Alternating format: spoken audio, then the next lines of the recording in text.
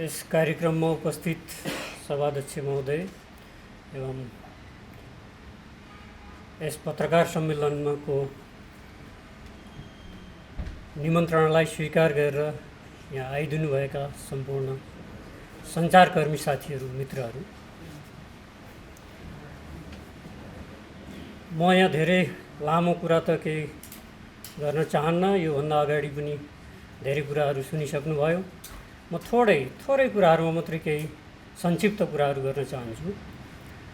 सबैभन्दा पहिले त अघोरको बारेमा बताउन चाहन्छु। यहाँ उपस्थित साथीहरू या हाम्रो समाज, जो हाम्रो नेपालको समाज छ, त्यो समाजले अघोरको बारेमा के बुझिरहेको थियो, के दृष्टिकोण थियो भन्ने कुरा तपाईहरु सबैलाई अवगत नै छ। र यही कुराहरूलाई चाहिँ म अलिकति थोरै फरक दृष्टिकोण देखाउने एउटा हाम्रो प्रयास छ। अघोर भनेको शाब्दिक अर्थले नै के भन्छ भने एउटा तपाईहरु जस्तै घोर जंगल भनिन्छ। कुनै डरलाग्दो जंगललाई हामी घोर जंगल भनेको, डरलाग्दोलाई, जटिललाई हामी घोर भन्छौँ। त घोरको अगाडि अ प्रत्यय लागेर अघोर शब्द बन्छ। मतलब कुनै पनि शब्दको अगाडि अ प्रत्यय लाग्यो भने त्यसको अर्थ चाहिँ त्यसको विपरीत हुन जान्छ।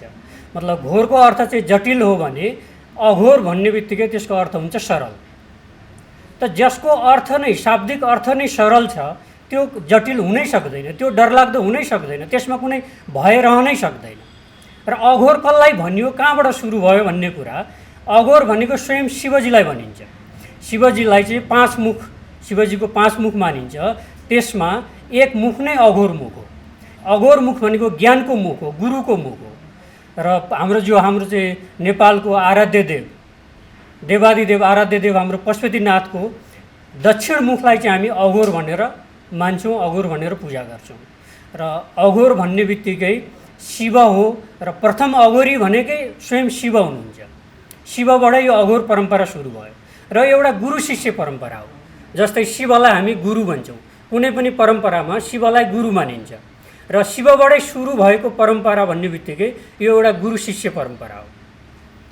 र शिवलाई, अर्को कुरा, शिवलाई कल्याण शब्दले सम्बोधित गरिन्छ। त अघोर पनि कल्याणसँग सम्बन्धित छ। र अघोरको अर्थ सरल हो। उहाँ पूर्व मित्रले पनि भनिहाल्नुभयो, सरल हो, सहज हो, सौम्य हो। र तपाईँ हामी सबैको परम्परा हो। जन्म अघोर, मृत्यु अघोर। जति पनि जटिलता छ, जति पनि असहजता छ, त्यो भनेको चाहिँ हाम्रो बीचको जो हाम्रो जीवन छ त्यो नै जटिल हो। एउटा बच्चा जन्मिन्छ, ऊ अघोर हुन्छ। उसमा काम, क्रोध, लोभ, मोह, ठुलो सानो, भेदभाव, घृणा, एउटा बच्चामा केही हुन्छ त? केही पनि हुँदैन। त्यो उसको त्यो अवस्था नै एउटा अघोर अवस्था हो, सरल अवस्था हो, एउटा दिव्य अवस्था हो। र त्यो एउटा बच्चा ठुलो हुँदै गएपछि उसमा अनेक सामाजिक जटिलता, धार्मिक जटिलता, अनेक कुराहरू उसमा चाहिँ जटिलता थपिँदै गएर एउटा मनुष्य जटिल बन्छ।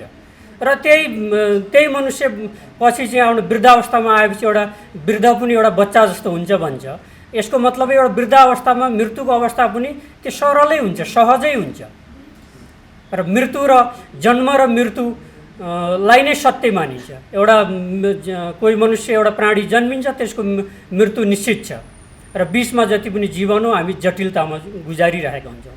र यही मध्येको जीवनलाई हामी सरलताबाट, सहजताबाट, ज्ञानको मार्गद्वारा, गुरुको मार्गद्वारा र कल्याणको मार्गद्वारा चाहिँ हामी यो बीचको जीवनलाई चाहिँ सरल बनाऊँ भन्ने चाहिँ अघोरको सन्देश हो। र अघोर परम्परामा मात्रै नभएर सन्त परम्परामा र मनुष्यकै परम्परामा चाहिँ सबैभन्दा ठुलो महत्त्व भनेको चाहिँ गुरुको महत्त्व छ। आध्यात्मिक जगतमा त गुरुको सबैभन्दा बढी महत्त्व छ। अहिले आजको हामीले यो चाहिँ कार्यक्रमै तपाईँको चाहिँ गुरु पूर्णिमा महोत्सव 2083 भनेर त्यसैको केन्द्रबिन्दुमा चाहिँ यो कार्यक्रम, त्यसैको जानकारीको लागि चाहिँ हामीले यो कार्यक्रम आयोजना गरेको हौँ। त अध्यात्म जगत होस् या मनुष्य जगत हो, हामीलाई सबैभन्दा पहिले गुरुको जरुरत पर्दछ। तपाईँको इतिहास कालमा पनि चाहे भगवान हुन्, भगवान राम हुन्, भगवान कृष्ण हुन् या भगवान बुद्ध हुन्, सबै गुरुको शरणमा गएका थिए। गुरुको शरणमा गएर चाहिँ तपाईँको चाहिँ जीवनको ज्ञान, अब कस्तो ज्ञान त भन्दा हाम्रो जीवन, मनुष्य जीवनलाई चाहिँ कसरी जिउने भन्ने त्यो ज्ञान चाहिँ गुरुबाट प्राप्त हुन्छ र गुरुको शरणमा गएर चाहिँ गुरुले चाहिँ ज्ञान दिनुहुन्छ, उपदेश दिनुहुन्छ, दीक्षा दिनुहुन्छ, तब एउटा मनुष्य जस्तो आफ्नो जीवनलाई चाहिँ जिउन सक्छ भन्ने कुरा हो। जस्तै हामी जन्मिँदै शास्त्रहरूले पनि भन्छ जन्मिँदै मान्छेहरू चाहिँ एउटा शूद्रको रूपमा चाहिँ जन्मिएको हुन्छ, भनेको एउटा अज्ञानी अन्धकारमा जन्मिएको हुन्छ। ज्ञानको लागि जस्तै गुरुलाई के भन्छ भने गु भनेको अन्धकार, रु भनेको प्रकाश, र गुरु भनेकै जसले हामीलाई, जो हामी अन्धकारमा छौँ, अज्ञानतामा छौँ, त्यो अन्धकारलाई, त्यो अज्ञानतालाई काटेर जसले प्रकाश दिनुहुन्छ, हामीलाई उज्यालो दिनुहुन्छ, हामीलाई उज्यालो मार्ग प्रशस्त गर्नुहुन्छ, त्यो व्यक्तिलाई, त्यो तत्त्वलाई गुरु भनिन्छ। त हामी जो अन्धकार छौँ, अन्धकारमा त जीवन एउटा एक पाइलो त अगाडि बढाउन सकिँदैन अन्धकारमा भनेदेखि एउटा पुरा जीवनलाई हामी चलाउनको लागि हामीलाई उज्यालोको आवश्यकता पर्छ। त्यो उज्यालो दिने व्यक्ति भनेको, त्यो तत्त्व भनेको, त्यो तत्त्व वास्तविकता त्यो गुरु तत्त्व भनेको एउटा ज्ञान हो। त्यो ज्ञान हामीलाई उज्यालो ज्ञान प्रकाशको हामीलाई जरुरत पर्छ। त्यसको लागि त्यो ज्ञान, त्यो उज्यालो, त्यो तत्त्व, त्यो बोध, त्यो मार्ग एउटा गुरुद्वारा प्राप्त हुन्छ। र अध्यात्म मार्गमा होस् या मनुष्य जीवनमा होस्, हामीलाई गुरुको महत्त्व र हाम्रो समाजमा चाहिँ कुनै पनि, जस्तै हजुरहरू मिडियाकर्मी हुनुहुन्छ, हजुरले पनि कसै न कसैबाट यो विद्या, यो शिक्षा, यो मार्ग सिक्नुभयो होला। जोबाट सिक्नुभयो, जसले सिकायो, त्यो तत्त्व नै गुरु तत्त्व हो। त गुरु भनेको जेबाट हामी ज्ञान प्राप्त गर्छौँ त्यो गुरु हो। त एउटा भौतिक जगतमा एउटा चाहे व्यापार गर्नु हो, चाहे मिडिया कर्ममा लाग्न हो, चाहे कुनै पनि कर्ममा गुरुको आवश्यकता। एउटा इभेन तपाईँको एउटा गाडी चलाउन पनि पहिले हामीले गुरु थाप्नुपर्छ भनेदेखि हाम्रो पुरा जीवन चलाउनको लागि, मनुष्य जीवनलाई मनुष्य जस्तो बनाउनको लागि गुरुको कति आवश्यकता पर्छ, गुरुको कति महत्त्व हुन्छ होला। र यो गुरु पूर्णिमा महोत्सव पनि त्यही गुरुको महत्त्वको लागि हरेक हाम्रो चाहिँ यो आर्य सनातन परम्परामा चाहिँ गुरुको उच्च स्थान हुन्छ। गुरुले नै हामीलाई चाहिँ आत्मबोध गराउँछन्, गुरुले नै हामीलाई ईश्वरसम्म पुर्याउँछन्, र गुरुले नै हाम्रो जीवन चाहिँ सहज रूपमा, सरल रूपमा चल्नको लागि सत्य मार्ग प्रशस्त गर्छन्। त्यसैले गुरुको अति नै महिमा छ, अति नै महत्त्व छ। र यो कुरा हाम्रो समाजले बुझोस्, आउँदो पिँढीहरूले बुझुन्। र भनिएको छ गुरु बिना हाम्रो मनुष्य जीवन चाहिँ अशुद्ध नै रहन्छ, हाम्रो शरीरसम्म अशुद्ध रहन्छ। तपाईँहरूले सुन्नुभएको छ कि छैन, एउटा भनाइ छ देवर्षि नारदको बारेमा, त तपाईँहरूले सुन्नुभयो होला। देवर्षि नारद चाहिँ तपाईँको चाहिँ सम्पूर्ण लोकमा, तिनै लोकमा विचरण गर्न सक्ने उहाँसँग क्षमता थियो। उहाँ चाहिँ भगवान् विष्णु नारायणका परम भक्त हुनुहुन्थ्यो।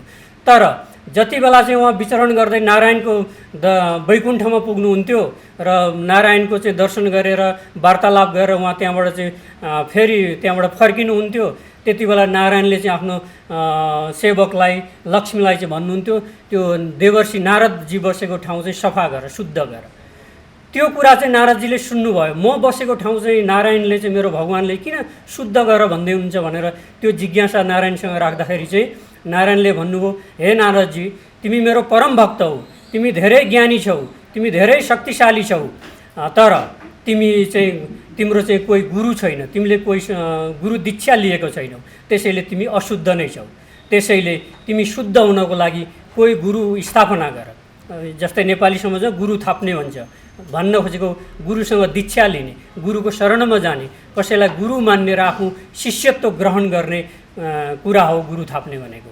त नारदजीलाई चाहिँ विष्णुजीले चाहिँ गुरुको शरणमा जाऊ भनेपछि, अनि म त यति ज्ञानी छु, मलाई पनि ज्ञान दिन सक्ने को गुरु हुनसक्छ भन्दा, तिमी जाऊ, यहाँबाट जाऊ र मनुष्य लोकमा, धरती लोकमा जो मनुष्य चाहिँ तिमी पहिला अगाडि भेट्छौ उसैलाई गुरु मान भनेर चाहिँ आदेश दिएपछि नारदजी चाहिँ तपाईँको चाहिँ पृथ्वी लोकमा चाहिँ विचरण गर्दै जाँदा एउटा माछा मार्ने, एउटा नदीको किनारमा माछा मार्नेलाई देखे। अब यसो हेरे, माछा मार्ने मान्छे जाल हानेर माछा मारिरहेछ। अब नारायणको आदेश त जो मनुष्य मिल्छ त्यसैलाई गुरु मान। त त्यो नारायणको आदेशले चाहिँ नारदजीले त्यही मछुवारालाई चाहिँ तपाईँ मेरो गुरु बनिदिनु पऱ्यो, मलाई दीक्षा दिनु पऱ्यो, मलाई ज्ञान दिनु पऱ्यो भनेर चाहिँ उहाँले चाहिँ त्यो मछुवाराको शरणमा पर्दाखेरि मछुवाराले उसलाई, नारदजीलाई चाहिँ आफ्नो शिष्य स्वीकारेर चाहिँ एउटा तपाईँको चाहिँ जानवरहरूको चाहिँ तपाईँको चाहिँ बालुवामा जानवरहरूको चाहिँ तपाईँको चित्र बनाएर यही चित्रलाई परिक्रमा गर नारद, मेरो आज्ञा पालन गर भनेपछि नारदजीले चाहिँ गुरुको आदेश मानेर त्यो मछुवाराले चाहिँ बनाएको चाहिँ तपाईँको चाहिँ जनावरको चित्र, बालुवामा बनाएको जनावरको चित्रलाई चाहिँ परिक्रमा गरेर गुरुको आदेश पालना गरेपछि ल जाऊ, तिमी सम्पूर्ण यो 84 योनिबाट मुक्त भयौ र तिमी एउटा गुरु दीक्षा प्राप्त भयो, तिमी शुद्ध भयो, अब तिमी जाऊ देवता जस्तो विचरण गर भनेर एउटा सामान्य मनुष्यले चाहिँ गुरु बनेर चाहिँ उहाँलाई चाहिँ शुद्ध गरिदिनु भयो। यसको मतलब हामी सबै सम्पूर्ण मनुष्य मात्र, यसमा कोही हिन्दू, बौद्धिस्ट, क्रिस्चियन, मुस्लिम भन्ने कुरा छैन। यो मनुष्य मात्रको कुरा हो। सम्पूर्ण मानव मात्रलाई गुरु चाहिन्छ।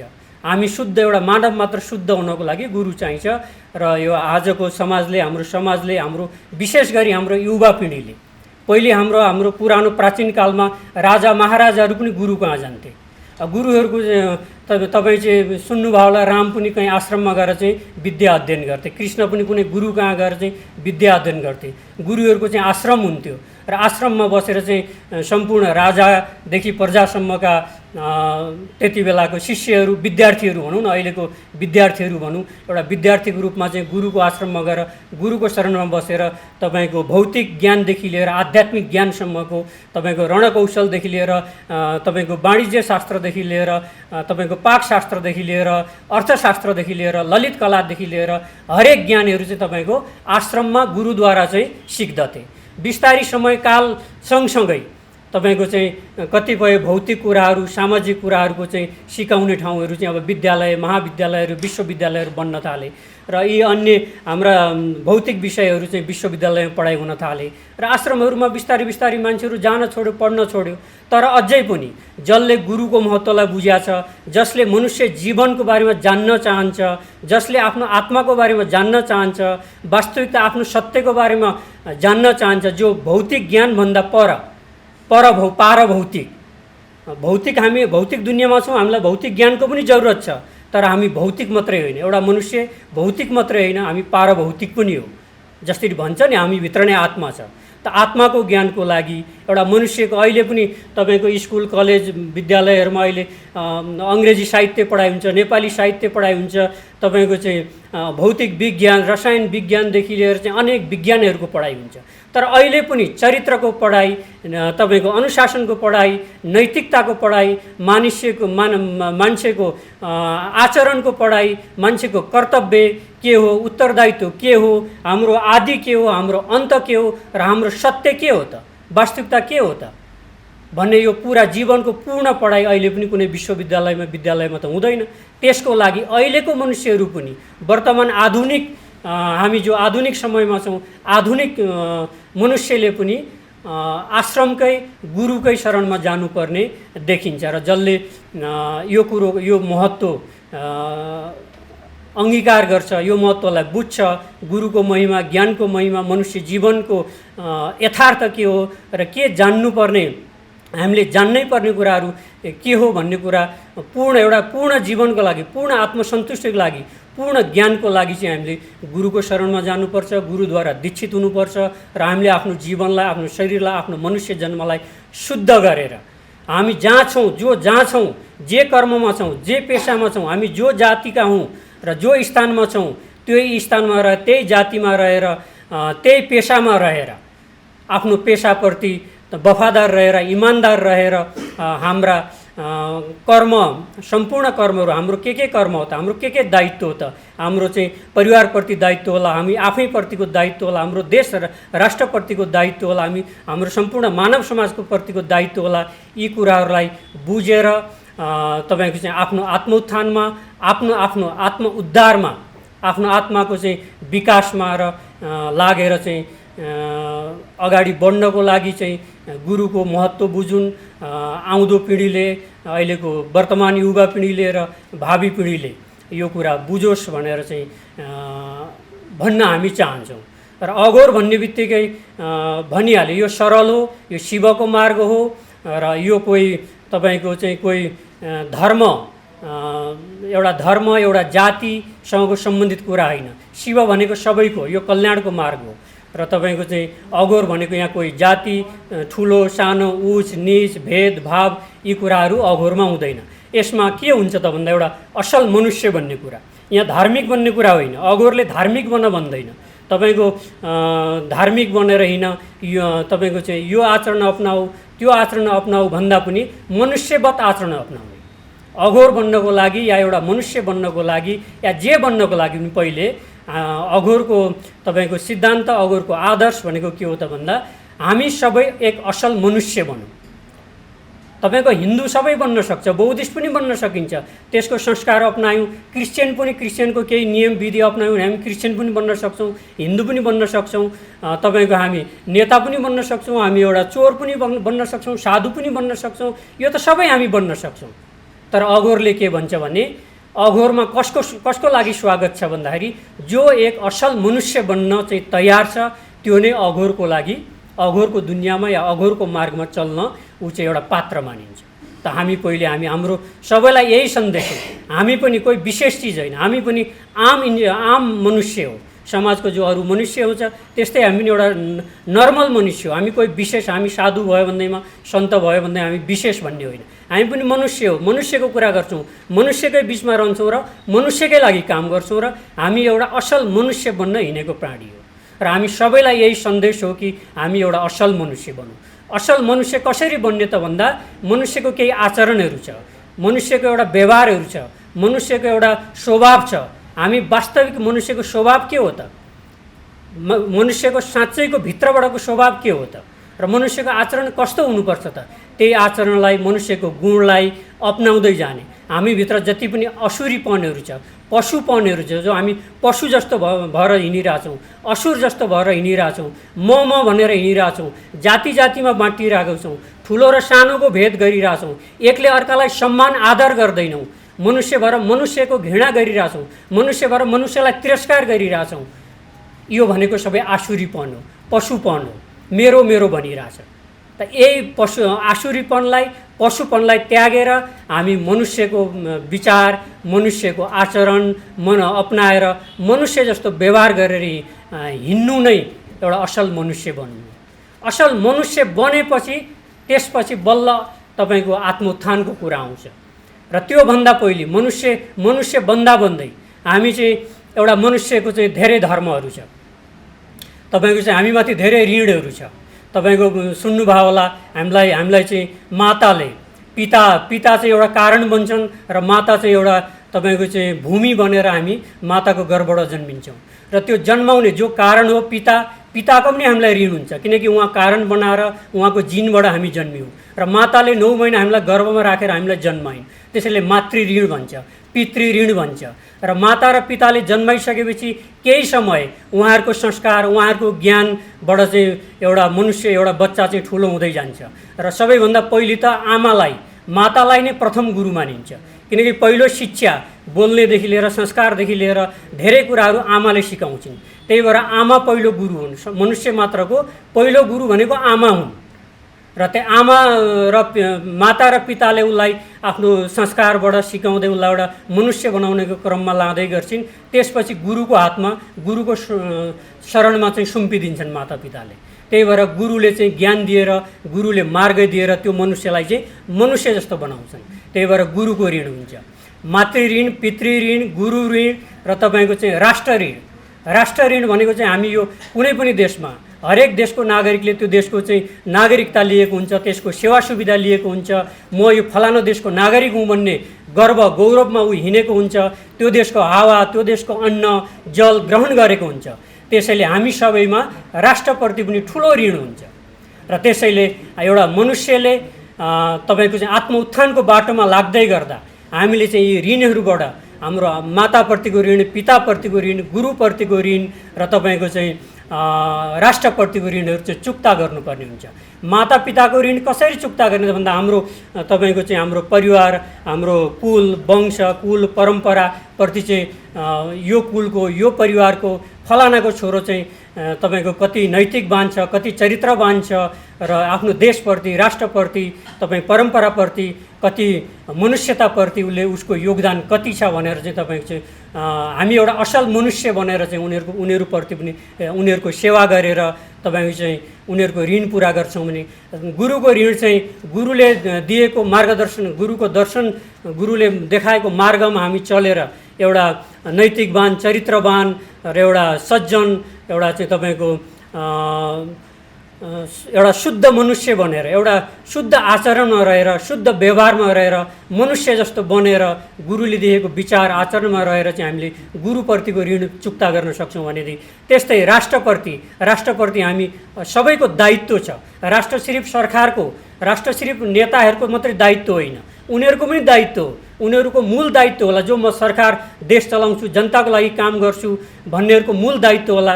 तर हामी सबै जो जे पेसामा छौँ, साधुको तर्फबाट साधु, म एउटा साधु मात्रै नभएर म यो देशको नागरिक पनि हुँ भनेदेखि मेरो पनि राष्ट्रप्रति दायित्व छ। हजुरहरू मिडियाकर्मी हो भने हजुरहरू पनि नागरिक पनि हो, सिर्फ मिडियाकर्मी होइन। हजुरहरू चाहिँ मिडिया कर्म गरेर चाहिँ त्यसको चाहिँ मिडिया कर्मको मार्फतबाट देशको लागि के गर्दै हुनुहुन्छ हजुरहरूले जान्नुपर्छ। हजुरहरू यो नागरिकको हिसाबले देशप्रति चाहिँ कति उत्तरदायित्व हुन्छ, राष्ट्रको ऋण तपाईँहरू चुक्ता गर्नु भएकै छ कि छैन, मैले चुक्ता गरेको छु कि छैन।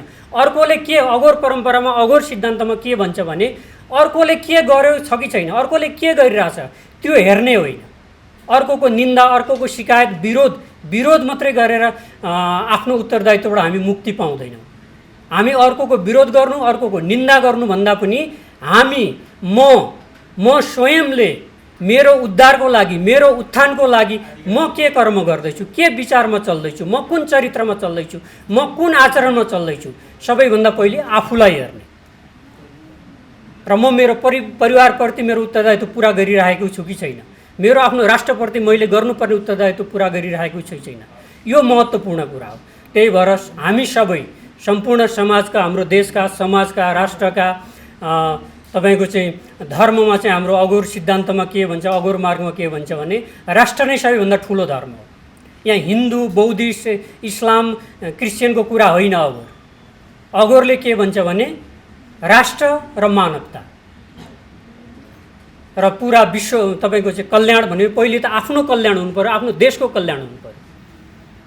हामी आफू परिवारको कल्याणको बाटोमा हामी लागेको छौँ कि छैनौँ, हामी हाम्रो समाजको, हामी बसेको समाजको कल्याणको बाटोमा लागेको छौँ कि छैनौँ, र हामी आफ्नो राष्ट्रको कल्याणको बाटोमा हामी छौँ कि छैनौँ। र पहिले राष्ट्र धर्म, राष्ट्र नै तपाईँलाई राष्ट्र जस्तै हामी सबैले भन्छौँ नेपाल माता। जब नेपाल नै हाम्रो देशलाई नै हामी माता मान्छ, धर्मले माता मान्छ भने हामी नेपाल माताको सेवामा हामी कति समर्पित छौँ। हाम्रो काम धन्दा, हाम्रो कर्म पेसा छोडेर देश भनेर हिँड्ने कुरा होइन कि हाम्रो पेसाबाटै हामी जो कर्म गरिरहेका छौँ त्यही कर्ममा हामी देशप्रति हामी कति वफादार छौँ, हामीमा राष्ट्रियता कि छैन। हामी त सिधा कुरा भन्छौँ, यदि हामी कुनै देशको नागरिकले त्यो देशको चाहिँ तपाईँको चाहिँ नागरिकता लिएको छ भने, हामीले यो देशको नागरिकता लिएको छ, हामी आफू नेपाली हुँ भन्छौँ भने हामीमा राष्ट्रियता हुनु जरुरत छ। त नागरिकताको वफादारीता भनेकै हामीमा राष्ट्रियता हुनु पर्यो। त राष्ट्रियता भएर मात्रै, सैद्धान्तिक राष्ट्रियता मात्रै भएर हुँदैन, हामी आफ्नो ठाउँबाट राष्ट्रप्रति हामी के गरिरहेका छौँ, हाम्रो कुल, हाम्रो धर्म, हाम्रो परम्परा, हाम्रो संस्कृति, हाम्रो पौरख, हाम्रो गौरव, हाम्रा पूर्वजहरूले दिएको हाम्रा गौरवहरू, हाम्रा मठ मन्दिर पार्टी पौवा संस्कृति धर्म, हाम्रो पहिचान, नेपाल र नेपालीको पहिचान आजको युवा पिँढीको जरुरत छ। हाम्रो पहिचानलाई जीवित राखोस्, संरक्षण गरोस्, खोजी गरोस्। हाम्रो देशमा हाम्रा पूर्वजहरूसँग, गुरुहरूसँग अनेक ज्ञानहरू थियो, अनेक विद्याहरू थियो। आजको युवा पिँढी, आजको समाजमा त्यो शिष्यको पात्रता नहुनाले, गुरुप्रतिको खोजी नहुनाले, गुरुको महत्त्व नबुझ्नाले ती विद्याहरू लुप्त भइराखेका छन्। र आजको पिँढीले चाहिँ तपाईँको हाम्रो आफ्नो मौलिक परम्परा, संस्कृति, ज्ञान, विद्याहरूको चाहिँ तपाईँको चाहिँ अनुसन्धान गरोस्, खोजी गरोस्, त्यसको संरक्षण गरोस् र विश्व जगतमा आफ्नो नेपाल र नेपालीको चाहिँ गौरवलाई चाहिँ स्थापित गरोस्। हामी आज समाज कता गइरहेको छ? आज समाज चाहिँ तपाईँको चाहिँ आयातित विचार, आगन्तुक विचार, आफ्नो विचारलाई, आफ्नो मातृभूमिलाई नकारेर आयातित विचारमा, स्वार्थमा, आयातित विचारमा, क्षणिक आकर्षणमा, बाह्य कुराहरू, आगन्तुक कुराहरू क्षणिक रमाइलो लाग्छ, तर त्यसले हाम्रो संस्कृति, हाम्रो धर्म, हाम्रो परम्परा, हाम्रो विचार, हाम्रो मौलिकतालाई कसरी मास्दै गइराखेको छ भन्ने कुरो बुझिरहेको छैन आजको पिँढीले। यसको भोलि प्रभाव डरलाग्दो हुनेवाला छ। हाम्रो पहिचान मेटिनेवाला छ, हाम्रो देशको गौरव मेटिनेवाला छ, हाम्रो धर्म संस्कृति मेटिनेवाला छ। तपाईहरुलाई लाग्यो होला अघोरी बाबा आएर अघोरको कुरा गर्ला, चमत्कारको कुरा गर्ला, जादु टोनाको कुरा गर्ला, शक्ति साधनाको कुरा गर्ला, तर बिल्कुल मैले विपरीत कुरा गर्दैछु। मैले राष्ट्रको कुरा गर्दैछु, मैले धर्मको कुरा गर्दैछु, हाम्रो संस्कृति परम्पराको कुरा गर्दैछु।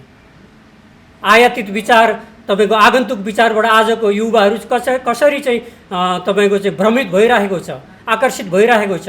यो भोलि देशको लागि, परिवारको लागि, हाम्रो समाजको लागि र हामी स्वयंको लागि घातक छ भन्ने कुरा एउटा तपाईको चाहिँ सचेतनाको कुरा गर्दैछु। साधनाको धेरै पक्षहरू हुन्छन्। तपाईहरुले अघोर भन्ने बित्तिकै शमशानमा बस्ने, मान्छेको मासु खाने, डरलाग्दो तन्त्र मन्त्र जादु टोना गर्ने बुझ्नुभयो होला। अघोर भनेको त्यो होइन। पहिले नै भनिहालेँ, शिव स्वरूप हो अघोर। अघोरकै एउटा स्वरूप, शिवकै एउटा स्वरूप अघोर हो। शिव भनेकै कल्याण हो, ज्ञान हो। र कल्याण, हाम्रो कल्याण केमा हुन्छ त? के अहिले घाटमा गरेर नौटङ्की गरेर दुनियाँ उटपटाङ भेषभूषा लगाएर समाजलाई ठगेर, समाजलाई डराएर, भ्रमित गरेर हाम्रो कल्याण हुन्छ त? त्यसबाट त कसैको पनि कल्याण छैन। न त स्वयं त्यो साधुको कल्याण हुन्छ, न हाम्रो समाजको कल्याण छ, न हाम्रो परिवारको कल्याण छ। हाम्रो कल्याण केमा छ त? हाम्रो कल्याण हामी ज्ञानको मार्गमा लगाउँ, गुरुको शरणमा जाउँ र हाम्रो आत्मउत्थानको बाटोमा लागौँ, हाम्रो परिवारको हितमा लागौँ, हाम्रो समाजको हितमा लागौँ, हाम्रो राष्ट्रको हितमा लागौँ। यसैमा नै हामी सबैको कल्याण छ। र सही अर्थमा यही नै साधना हो। एउटा मनुष्य, असल मनुष्य बनौँ। एउटा मनुष्य योनिमा जन्म लिएर हामी असल मनुष्य बन्ने मार्गमा लाग्यौँ भने त्योभन्दा ठुलो साधना के हुन्छ? हामी शरीर छोड्ने बेलामा, मर्ने बेलामा हामी देवता भएर मर्नु छैन, असुर भएर मर्नु छैन, ठुलो ज्ञानी भएर मर्नु छैन। त्यसमा कोही सार्थकता छैन। कोही धनी अमीर भएर मर्नुमा पनि कोही सार्थकता होइन। सार्थकता हाम्रो जीवनको, यो जन्म लिनुको सार्थकता नै हामी यो शरीर छोड्दा नछोड्दै हामी एउटा असल मनुष्य भएर मर्न सक्यौँ भने यो मनुष्य जीवनको सार्थकता छ। त हामी आफ्नो मनुष्य जीवनलाई सार्थक बनाऊ, त्यो सार्थक बनाउने मार्गमा लागौँ। हामी त्यसका लागि हामीले आफ्नो जीवनलाई सार्थक कसरी बनाउन सक्छ, त्यो ज्ञानको लागि, त्यो मार्गको लागि, त्यो उपदेशको लागि हामी गुरुको खोजी गरौँ, गुरुको शरणमा जाउँ र गुरुपदिष्ट मार्गमा आफूलाई एउटा चरित्रवान, एउटा नैतिकवान, एउटा आदर्शवान मनुष्य बनाएर आफ्नो मनुष्य जीवनलाई सार्थक बनाऊ। यो नै अघोर परम्पराको मूल सन्देश हो। यसैका लागि यो समाजमा यही चेतनाको लागि अघोर भनेको के हो भन्नको लागि मात्रै नभएर व्यवहारमा हाम्रो कर्तव्य के हो, उत्तरदायित्व के हो, धर्म के हो, हाम्रो आचरण कस्तो हुनुपर्छ, यही कुरालाई समाजमा चाहिँ स्थापित गर्नको लागि हामी चाहिँ ठाउँ ठाउँमा चाहिँ आश्रमहरू, संस्था, श्री परमेश्वरी सेवा केन्द्रको संस्था 30 वर्ष अगाडि स्थापित भएको छ। त्यो संस्थाले चाहिँ ठाउँ ठाउँमा आश्रम बनाएर तपाईको चाहिँ यसले आफ्नो सामाजिक उद्देश्य, धार्मिक उद्देश्य र आध्यात्मिक उद्देश्य राखेर चाहिँ हामी चाहिँ त्यो उद्देश्य पूर्तिको लागि काम गर्दैछौँ। यसै सिलसिलामा चाहिँ तपाईँले हाम्रो श्री परमेश्वरी सेवा केन्द्र तपाईँको चाहिँ चन्द्रगिरी नगरपालिका वडा नम्बर 8 ढाक्सीमा एउटा शिवशक्ति पीठ मन्दिर भन्ने एउटा मन्दिर बन्दैछ। कस्तो मन्दिर बन्दैछ भनेदेखि त्यहाँ चाहिँ तपाईँको चाहिँ हाम्रो चाहिँ माँ भगवतीको स्वरूप महाकाली, महालक्ष्मी र महासरस्वतीको विग्रह स्थापित हुँदैछ। त्यसबाट, त्यसको दर्शनबाट चाहिँ मनुष्य जगतले, मानव जगतले तपाईँको चाहिँ आशीर्वाद प्राप्त गरोस्, शक्ति प्राप्त गरोस्। शक्ति बिना केही छैन। हामी एक पाइलो चाल्न पनि शक्तिको आवश्यकता पर्दछ।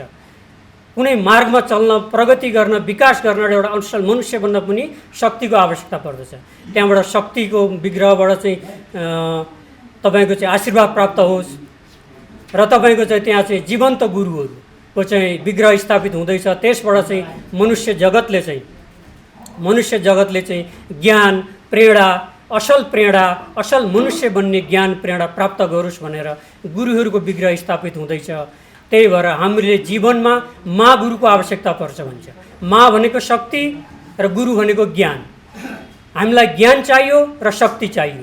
त्यो हामीले प्राप्त गरेको गुरुबाट, माबाट, भगवतीबाट, शिवबाट प्राप्त गरेको ज्ञान र शक्तिद्वारा चाहिँ हामीले आफू एउटा असल मनुष्य बनेर मनुष्यताको मार्गमा चलेर आफ्नो देशको, समाजको, राष्ट्रको, परिवारको हित कल्याण गर्दै आफ्नो आत्माको कल्याणको बाटोमा चाहिँ हामी सबैजना लागौँ भन्ने सन्देश दिँदै म यो मेरो कुरालाई चाहिँ अहिले बाँकी